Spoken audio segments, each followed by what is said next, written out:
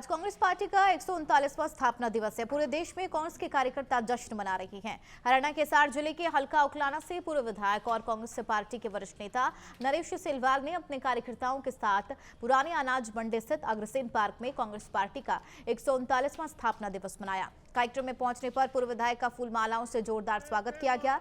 इस अवसर पर पूर्व विधायक ने कांग्रेस पार्टी का झंडा फहराया। हमारे संवाददाता अनूप कुंडू ने पूर्व विधायक नरेश सिलवाल से खास बातचीत की है।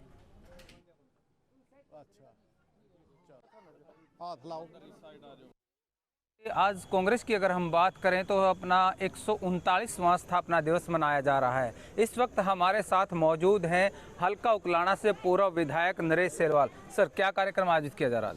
आज हमारा जो है कांग्रेस पार्टी का गौरवशाली जो इतिहास, गौरवमय इतिहास जिसने देश को आज़ाद करवाया जिस पार्टी ने, वो कांग्रेस पार्टी आज अपना 138 वर्ष पूरे करके 139वां अपना स्थापना दिवस मना रही है।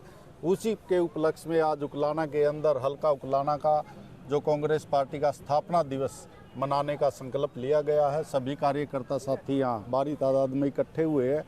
राष्ट्रीय स्तर पर हमारे राष्ट्रीय अध्यक्ष श्री मल्लिकार्जुन खड़गे जी, हमारे जो है राहुल गांधी जी, प्रिय नेता सोनिया गांधी जी, प्रियंका गांधी जी, तमाम नेतागण, हमारे हरियाणा से चौधरी उदय भान जी, चौधरी भूपेंद्र हुड्डा जी, चौधरी दीपेंद्र जी, तमाम नेतागण नागपुर के अंदर जो राष्ट्रीय स्तर का हमारा जो 139वां जो है स्थापना दिवस मना रहा है उसके अंदर भाग ले रहे हैं।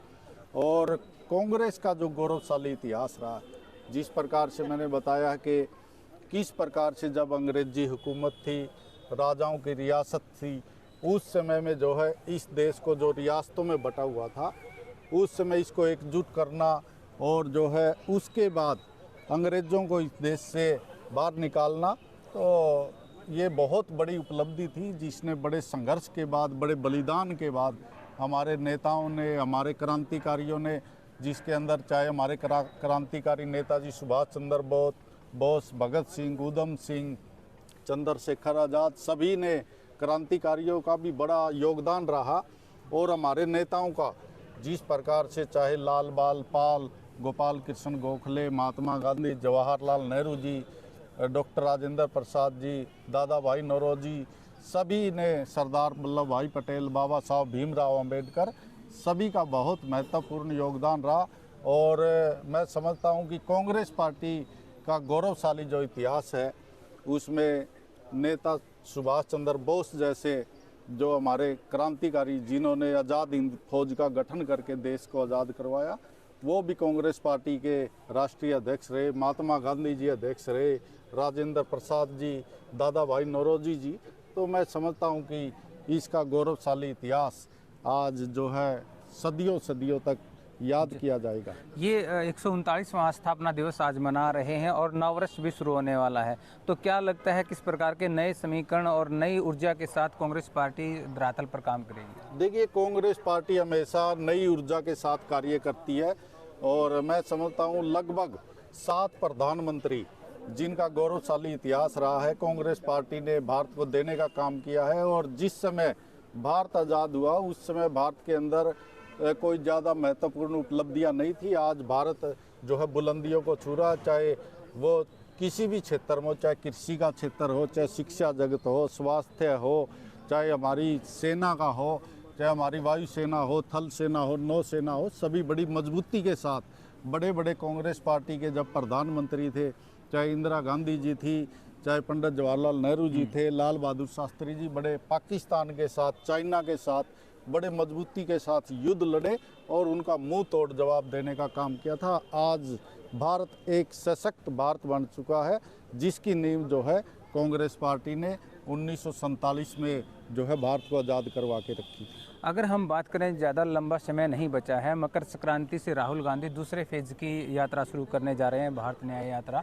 पहले भारत जोड़ो यात्रा उन्होंने की थी, तो क्या लगता है पहले भारत जोड़ो यात्रा के जो बाद चुनाव हुए अब 5 राज्यों में, उसमें उतना जनमत उनको नहीं मिल पाया, इस न्याय यात्रा का कितना प्रभाव लोगों में रहेगा? देखिए, भारत जोड़ो यात्रा से भी जिस प्रकार से 2014 का और 2019 का चुनाव हुआ, उसके बाद कांग्रेस पार्टी कहीं ना कहीं थोड़ा हमारे वोटर के अंदर उत्साह कम हो गया था।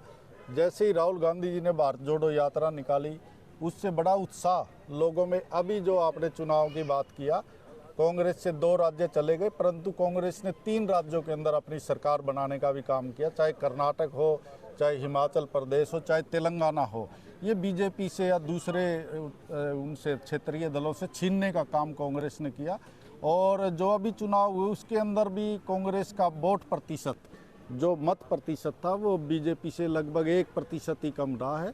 और मैं समझता हूँ ये जो अभी राहुल गांधी जी की भारत जोड़ो के बाद जो न्याय यात्रा होगी, उसके अंदर हम उसकी पूर्ति करेंगे। और 2024 के अंदर, चाहे वो राष्ट्रीय स्तर पे हो, चाहे हरियाणा के अंदर हो, जिस प्रकार का बीजेपी का कुशासन रहा है, उसके खिलाफ किसान आज बीजेपी से नाराज है। युवाओं को रोजगार नहीं मिल रहा, युवाओं को अग्निपथ जैसी मतलब प्राइवेट नौकरियों में झोंक दिया गया है। यहाँ हरियाणा के अंदर जो है कौशल रोजगार जैसी नौकरियाँ लेकर, जिसमें कहीं पर भी रिजर्वेशन का प्रावधान, चाहे वो SC का है, BC का है, उसको ख़त्म करने का काम किया। मैं समझता हूँ कि इन सब चीज़ों का जवाब देते हुए जो है जनता कांग्रेस पार्टी के मतदान करेगी और 2024 में एक बदलाव आपको पूरे देश में देखने को मिलेगा। जी, ये थे हमारे साथ पूर्व विधायक नरेश सिलवाल, जिनका कहना है कि कांग्रेस पार्टी आज अपना 139वां स्थापना दिवस मना रही है और ऐसे में नए बदलाव कांग्रेस पार्टी में देखने को मिलेंगे। अपने सहयोगी के साथ अनूप कुंडू, नवतेज टीवी, हिसार। देश और दुनिया की हर बड़ी खबर के लिए सब्सक्राइब करें नवतेज टीवी और पल पल के अपडेट्स के लिए बेल आइकन को दबाना ना भूलें, क्योंकि आपकी खबरों का भरोसेमंद साथी है नवतेज टीवी।